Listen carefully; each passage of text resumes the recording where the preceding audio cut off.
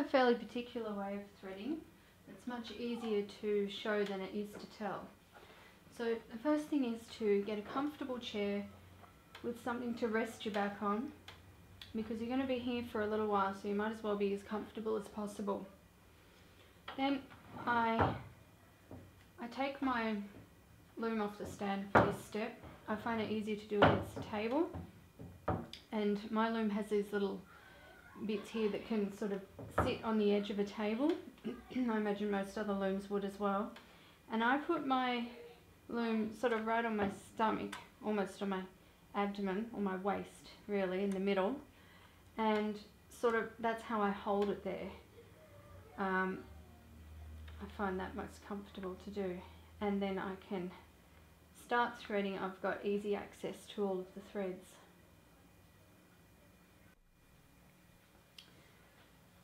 So now we're all settled in our chair. You can see we've got 2 threads in each slot, and all we have to do to thread is pick up one of the threads, and it doesn't matter which, but there's usually one that comes up easily, and then we just thread that in the left hand hole,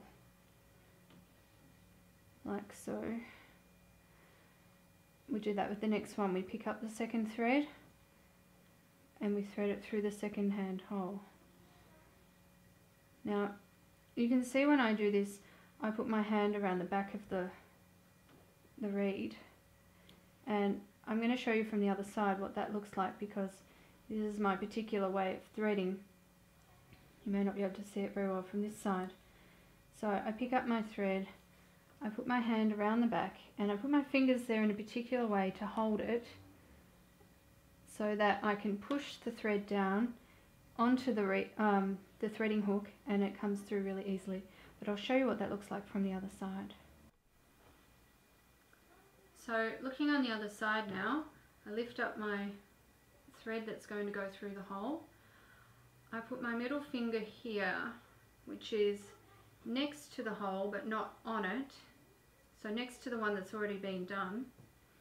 I bring my threading hook through, and as I do that, I push that thread down, all sort of in one fluid motion. I'll do it again, the next one. So I hold that there next to the hole so that this becomes horizontal above the hole that I want to thread. Then I bring the threading hook through, pushing down, and it just threads really easily.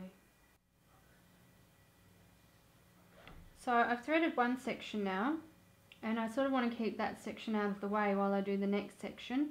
So an easy way to do that is just to do a quick little slip knot like this. It's going to come undone very easily once you pull on that, and then just chuck it over the back like that, and then you can, oh, that one belongs with that group too, then you can carry on threading.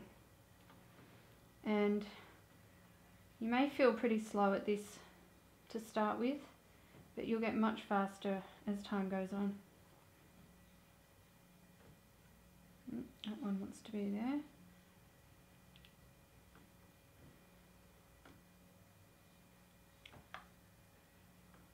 So every group of 5 or so, you can do your little slip knot and put it over the back, and then carry on threading.